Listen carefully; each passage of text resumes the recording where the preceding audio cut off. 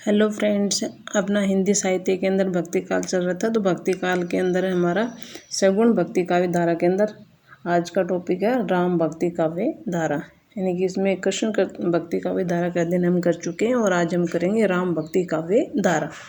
तो सबसे पहले कि इनकी इसमें किन कवियों की रचनाएं आती हैं, जिन सगुण भक्त कवियों के द्वारा राम की विष्णु के अवतार के रूप में उपासना की थी और उनके द्वारा जो रचित रचनाएं वो किस में आती है, राम भक्ति काव्य धारा के अंदर आती है।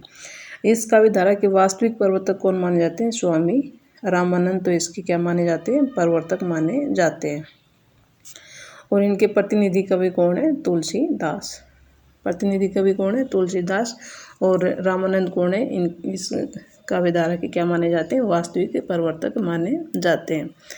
तो सबसे पहले आता है तुलसीदास। इनकी इन रामश्री काव्य धारा के प्रमुख कवियों में कौन सा आता है? तुलसीदास आते हैं। तुलसीदास का जन्म कब हुआ था? 1532 ईस्वी में हुआ था, राजापुर उत्तर प्रदेश में। इनकी आचार्य रामचंद्र शुक्ल जी और जो माध्यमिक शिक्षा बोर्ड है उनके अनुसार इनकी रचनाओं नगेंद्र शुक्ल जी और माध्यमिक शिक्षा बोर्ड इनका जन्म स्थान राजापुर मानते हैं। बाकी कुछ विद्वान इनका जन्म स्थान मानते हैं सौरीगांव। सौर उत्तर प्रदेश में ही आता है।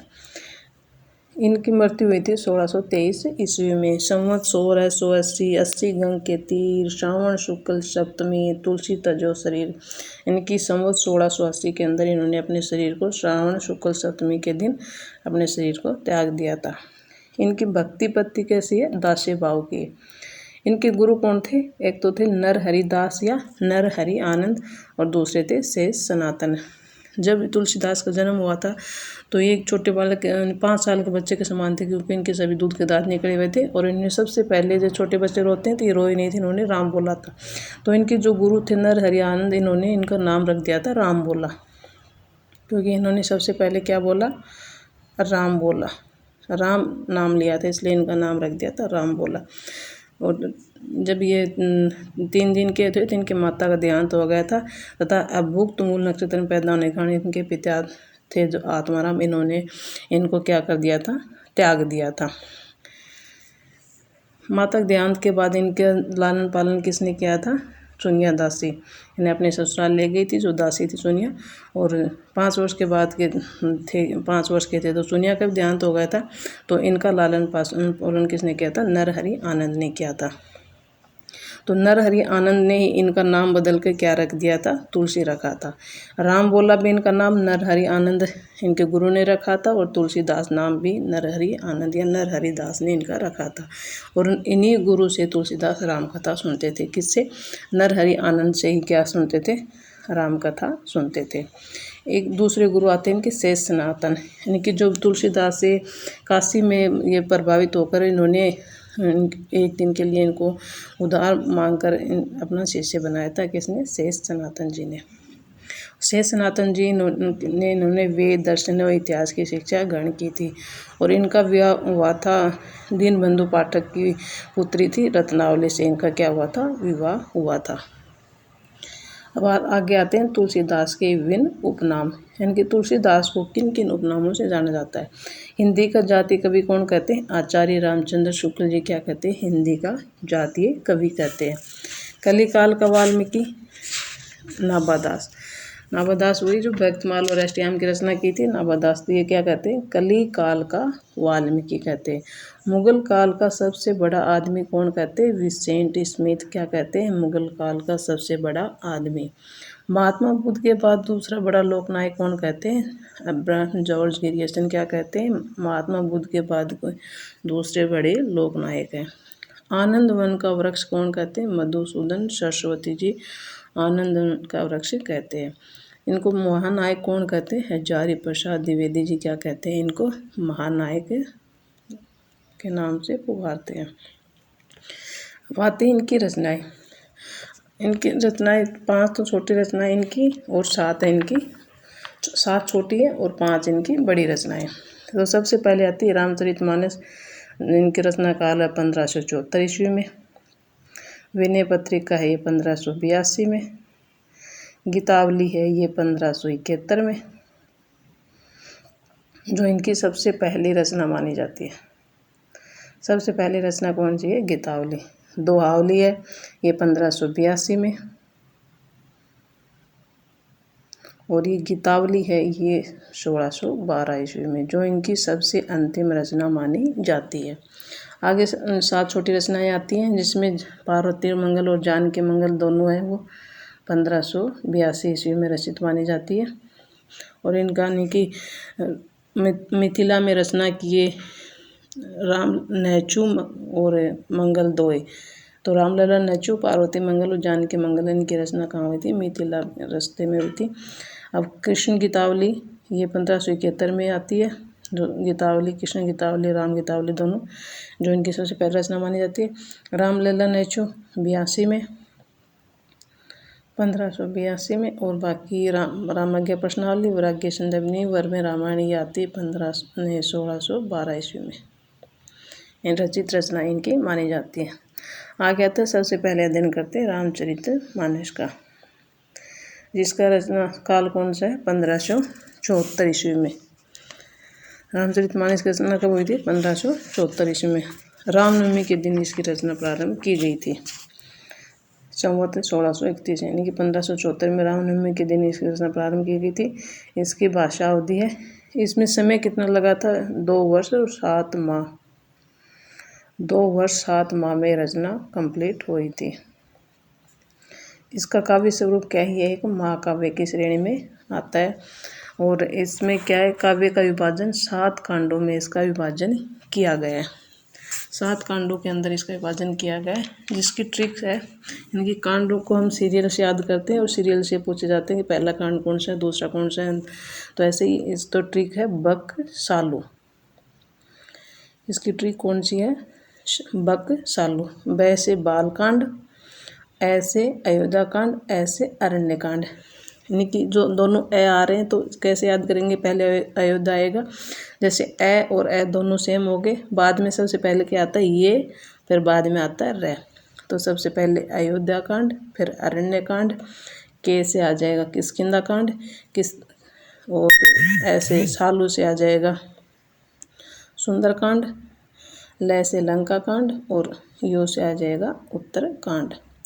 जो इनमें से जो किष्किंधा कांड है, इसकी रचना हुई थी काशी के अंदर, और बाकी सभी की रचना हुई थी अयोध्या के अंदर। किष्किंधा कांड की रचना कहाँ हुई थी? काशी के अंदर हुई थी, और बाकी सभी की रचना हुई थी अयोध्या के अंदर हुई थी, अयोध्या में रचे गए थे। इस रचना को उत्तर भारत की बाइबल कहा जाता है। कौन सी रचना को उत्तर भारत की बाइबल कहा जाता है? रामचरितमानस को उत्तर भारत की बाइबल कहा जाता है। अगली रचना आती है विनय पत्रिका। इसका रचना काल 1582 ईस्वी है। इसको राम विनयावली भी कहते हैं। इसमें इसकी भाषा कौन सी है? भाषा इनकी ब्रज है, और पद इसमें 279 इसके अंदर पद आते हैं। शांत रस है इसका प्रधान, और रचना इसकी गीति शैली। ये गीति शैली में रचित रचना है इनकी। इस रचना के बारे में कहा जाता है, यदि आप तुलसी के राम को जानना चाहते हैं, अगर आप तुलसी के राम को जानना चाहते हैं तो आप क्या पढ़ोगे? रामचरितमानस पढ़ना चाहिए। अगर आप स्वयं तुलसी को जानना चाहते हो तो आपको विनय पत्रिका पढ़नी चाहिए। तो तुलसी के बारे में अध्ययन करेंगे तो विनय पत्रिका पढ़नी चाहिए। अगर तुलसी के राम को जानना चाहते हैं तो रामचरितमानस का पढ़ना चाहिए।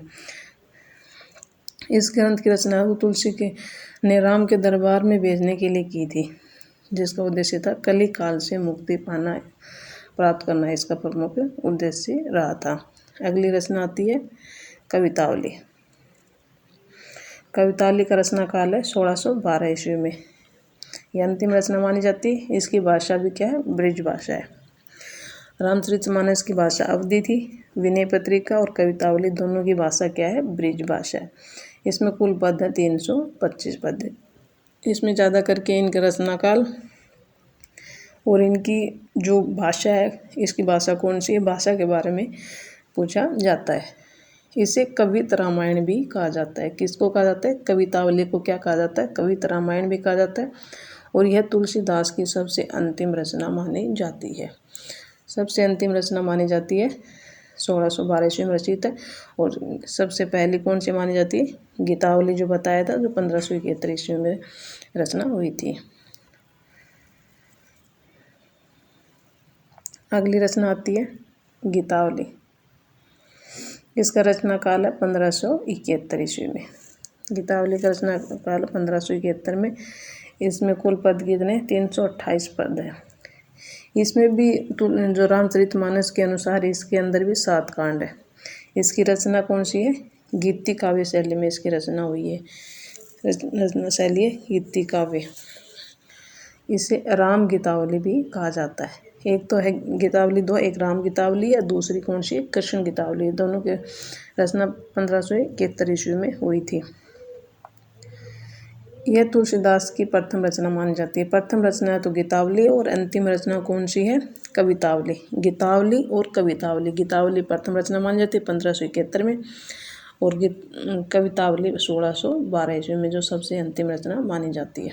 इसका प्रारंभ राम जन्मोत्सव से होता है। कि इसका प्रारंभ कब होता है? जब राम का जन्म हुआ था, वहाँ से इसका प्रारंभ होता है, इसलिए प्रथम रचना मानी जाती है। इस रचना के प्रारंभ में मंगलाचरण नहीं है, यानी कि जो गीतावली, इसके प्रारंभ में कोई भी मंगलाचरण नहीं है। बाकी रचनाएं उसके प्रारंभ में मंगलाचरण का प्रयोग किया गया है। इसकी रचना सूरदास जी के अनुकरण पर की गई है। इस रचना में सूरदास जी का अनुकरण किया गया है। और ये इस रचना जो चित्रकूट में इसका रचना हुई थी। कहाँ हुई थी इसकी रचना? चित्रकूट में इसकी रचना हुई थी। अगली आती है रामाज्ञा प्रश्नावली। रामाज्ञा प्रश्नावली का रचना काल कौन सा है? 1612 ईस्वी में। इसे दोहावली रामायण भी कहते हैं। किसको कहते हैं? दोहावली रामायण। रामाज्ञा प्रश्नावली को क्या कहते हैं? दोहावली रामायण कहते हैं। और ये रचना पंडित गंगाराम जोशी के आग्रह पर की गई थी। किसकी रचना? रामाज्ञा प्रश्नावली की रचना किसके आग्रह पर की गई थी? पंडित गंगाराम जोशी के आग्रह पर की गई थी। इसे दोहावली रामायण भी कहते हैं। यह ग्रंथ 7 सर्गों में विभाजित है। इसमें 700 सर्ग है, और जो प्रत्येक सर्ग में क्या है? 7 ही सप्तक है। तो 7 सर्ग है, प्रत्येक सर्ग में 7 सप्तक हैं, और प्रत्येक सप्तक में क्या है? 7 दोहे हैं। इस प्रकार इसमें कुल कितने? 343 छंद हैं इसके अंदर। कि 7 तो इसमें 7 क्या है? इसमें सप्तक है, 7 सर्ग हैं, 7 सप्तक है, और 7 सप्तक में प्रत्येक सप्तक में क्या है? 7 दोहे हैं। इस प्रकार इसमें 343 छंद हैं। अगली रचना आती है रामलला नेचू। रामलला नेचू की रचना मिथिला यात्रा के दौरान हुई थी। नेचू रचना की मिथिला में रचना की ये नेचू मंगल दोए। रामलल्लू नेचू रचना काल 1582 ईस्वी में। इसका रचना काल कौन सा है? 1582 ईस्वी में। यह एक प्रबंधनात्मक काव्य शैली है। इसमें कुल 20 पद है और 20 इसमें छंद है। इस रचना में शोर छंद का प्रयोग किया गया है। इनके इसमें सभी जो 20 छंद है, इसमें वो सभी छंद क्या है? शोर छंद है। और इस छंद में भी शोर छंद है, इसमें 20 मात्राएं होती है, जिसमें 12 और 10 पे यति होती है। और छंद ये जो नेचू क्या होता है? विवाह के अवसर पर। रामलला नेचू क्या है? नेचू है कि विवाह के अवसर पर स्त्रियों द्वारा जो गीत गाए जाते हैं, महिलाओं द्वारा गाए जाने वाले गीत है ना, उसको क्या बोलते हैं? नेचू।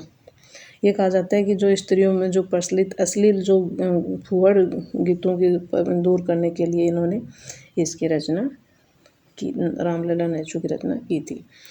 अगला आता है वैराग्य संदीपनी। रचना काल 1612 ईस्वी में, और कुल पद है इसमें 62 पद है।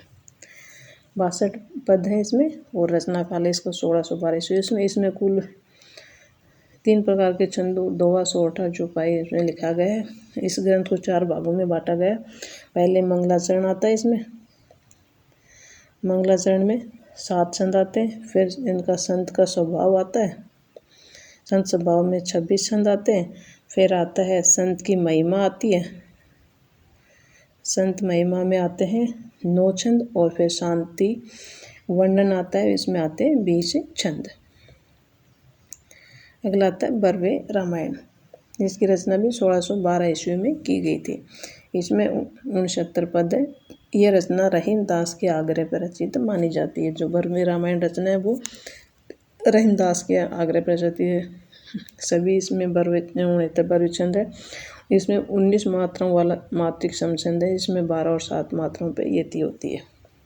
बर्वे रामायण छंद में 19 मात्राएँ होती हैं, सम्मातिक छंद है, और 12 और 7 पे इसमें क्या होती है, यति होती है। अगली रचना आती है पार्वती मंगल। इसकी रचना 1582 में हुई थी। पार्वती मंगल और जानकी मंगल दोनों की रचना 1582 में हुई थी, और ये मिथिला यात्रा के दौरान इसकी रचना हुई थी। तुलसीदास की 3 रचनाएं थी, वो मिथिला यात्रा के दौरान हुई थी। मिथिला में रचना की नैचु मंगल दोए। ये कौन सी रचना मिथिला यात्रा के दौरान हुई थी, ये एग्जाम में पूछा जाता है, इम्पोर्टेंट है ये। एक तो होती है नैचु मंगल दो, एक तो नैचु रामलला नैचु, और मंगल दो यानी कि जानकी मंगल और पार्वती मंगल।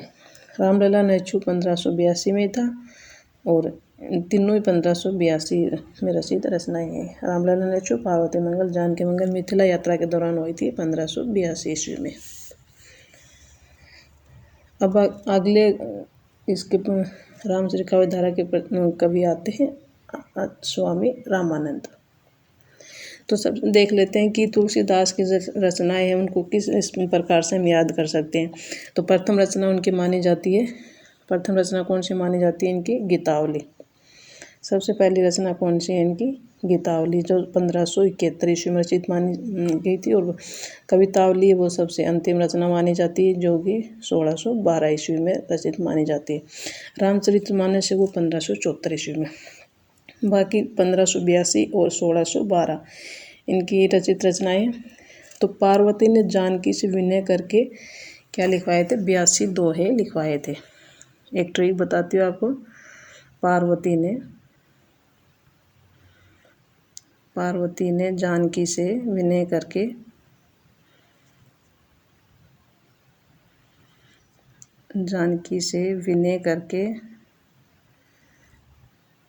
करके 82 दोहे लिखवाए। तो एक तो पार्वती मंगल, जानकी मंगल, विनय पत्रिका, और एक है दोहावली। पार्वती मंगल, जानकी मंगल, विनय पत्रिका, दोहावली। इनका रचना काल क्या माना जाता है, एक रामलला नैचु, रामलला के 82 राम के दोहे लिखवाए, 82 राम के दोहे लिखवाए। यानी कि पार्वती ने जानकी से विनय करके 82 राम के दोहे लिखवाए। पार्वती मंगल, जानकी मंगल, विनय पत्रिका, दोहावली और रामलला नैचु। इनका रचना काल क्या है, 1582 है। इनका रचना काल 1582 है। 1570 रामचरितमानस का हो गया, 1571 गीतावली का हो गया, और बाकी जो रचना है उनकी 1612 ईस्वी में रचित मानी जाती है। ठीक है, तो इस प्रकार से इनकी रचनाओं की हम तिथि याद कर सकते, इनकी रचना काल याद कर सकते हैं कि कौन सी रचना कब रची गई थी। अगले संत आते हैं स्वामी रामानंद। अगले कवि कौन से हैं, स्वामी रामानंद। इनका रचना काल क्या है, 1368 ईस्वी में। रामानंद का रचना काल क्या है, 1368 ईस्वी में। और इनके गुरु कौन थे, इनके गुरु थे राघवानंद। गुरु का नाम क्या है, राघवानंद। इनकी रचनाएं कौन कौन सी इन्होंने रचनाएं लिखी थी। इनका जन्म स्थान प्रयाग माना जाता है। राम रक्षा स्तोत्र, राम तारक मंत्र, श्री रामार्चन पद्धति, योग चिंतामणि, श्री राम आरती और हनुमान आरती। तो राम रक्षा, राम तारक और रामार्चन तीनों तो राम से होगी। राम की चिंता में ट्रिक बनाते हैं इनकी। राम की चिंता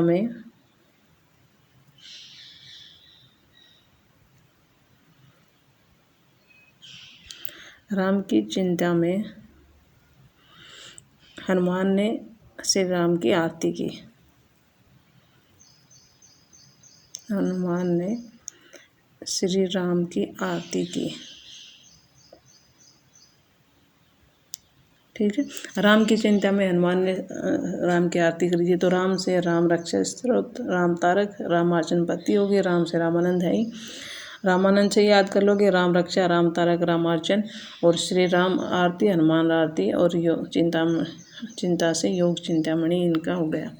तो इनकी ट्रिक आप अच्छे से याद कर सकते हो। इससे ट्रिक से आप इनको याद कर सकते हो, इनकी रचनाओं को। अगले कवि आते हैं स्वामी अगरदास। स्वामी अगरदास का जन्म हुआ था 1556 ईस्वी में। नगेंद्र तो 1556 ईस्वी मानते हैं और 1575 ईस्वी में शुक्ल जी मानते हैं इनका। ये 1556 मानते हैं और 1575 ईस्वी भी मानते हैं। तो शुक्ल जी मानते हैं 1575 में, नगेंद्र मानते हैं 1556 ईस्वी में। तो इनके जन्म काल के बारे में प्रमाणिक मिलते हैं। इनके गुरु थे कृष्णदास बिहारी। गुरु कौन थे? कृष्णदास बिहारी थे। इनकी रचनाएं हैं, रचनाओं को हम ट्रिक से याद करेंगे। अगरदास ने राम के भजन, ध्यान, उपासना व हित के पद लिखे थे। इनकी अगरदास ने क्या लिखे थे? राम के भजन, उनका ध्यान किया था, उनकी उपासना व हित के पद लिखे थे। अगरदास ने राम के भजन, ध्यान, उपासना व उनके हित के पद लिखे। अगरदास से स्वामी अगरदास हो गए। राम से हो जाएंगे राम अष्टयाम, भजन से राम भजन मंजरी, ध्यान से ध्यान मंजरी, उपासना से उपासना भावनी और हित से हितोपदेश आख्यान भावनी और पद से हो गए पदावली। तो ट्रिक क्या है कि अगरदास ने राम के भजन, उनका ध्यान, उपासना व हित के पद लिखे।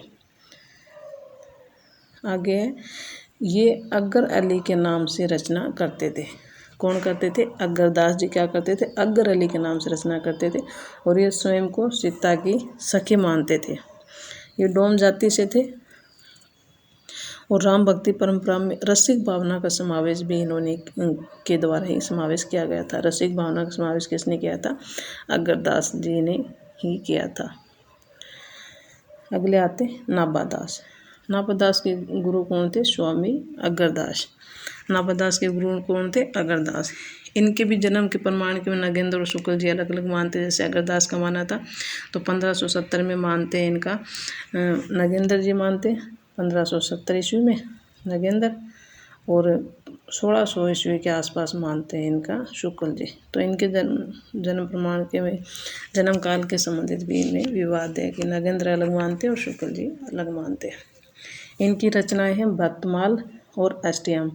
भक्तमाल की रचना है, उसकी रचना हुई थी, भक्तमाल की रचना हुई थी 1586 में, 1586 ईस्वी में हुई थी। और अष्टयाम की रचना हुई थी 1603 ईस्वी में। भक्तमाल की रचना 1586 में और अष्टयाम की 1603 ईस्वी में। इनकी रचना भक्तमाल की, इनकी जो भक्तमाल रचना है उसके ऊपर प्रियादास ने टीका लिखी थी 1712 में। 1712 में क्या लिखी गई थी? भक्तमाल के ऊपर टीका लिखी गई थी, प्रियादास ने लिखी थी। अब भक्ति काल से की राम भक्ति काव्य के फुटकल रचना भी आती हैं, जिसमें सबसे पहले आता है रहीमदास। फुटकल रचनाओं में रहीमदास की रचनाएं आती हैं। रहीमदास ने क्या लिखा था? बरवे नाई का वेद। इनका रीति काव्य है, बरवे नाई का वेद लिखा था और नगर शोभा लिखा था, दोहावली भी लिखा था, खेट को तुकम भी लिखा था। नंददास द्वारा रचित रास पंचदाई टीका थी, उसके ऊपर इन्होंने टीका लिखी थी। रास पंचदाई जो नंददास रचित रचना थी उसके ऊपर टीका किसने लिखी थी? रहीमदास ने लिखी थी। अगले आते हैं गंग कवि आते हैं। फुटकल रचनाओं के में गंग कवि की रचनाएं आती हैं। गंग कवि कौन से आती हैं? चंद छंद वर्णन की महिमा सबसे इम्पोर्टेंट रचना है जो गद्य में लिखित है, चंद छंद वर्णन की महिमा। अगले आते हैं बीरबल, फिर तानसेन आते हैं। बीरबल की कोई खास रचनाएं नहीं मिलती और तानसेन की गणेश स्रोत जान, तानसेन संगीत सार, ऐसे कुछ रचनाएं मिलती है। तो फ्रेंड्स, ये आज के भक्ति काल से संबंधित हमारे राम भक्ति काव्य धारा के प्रमुख कवि और उनकी रचनाएं हो चुकी है। तो भक्ति काल का हमने अध्ययन कर लिया। अब अगली कक्षा में इससे संबंधित प्रश्नोत्तरी पर हम प्रश्नोत्तरी के बारे में अध्ययन करेंगे, प्रश्नोत्तरी करेंगे हम। तो आपको अगर ये कक्षाएं अच्छी लग रही है तो चैनल को सब्सक्राइब कीजिए, लाइक कीजिए एंड शेयर कीजिए। तब तक के लिए okay friends, thank you and bye bye.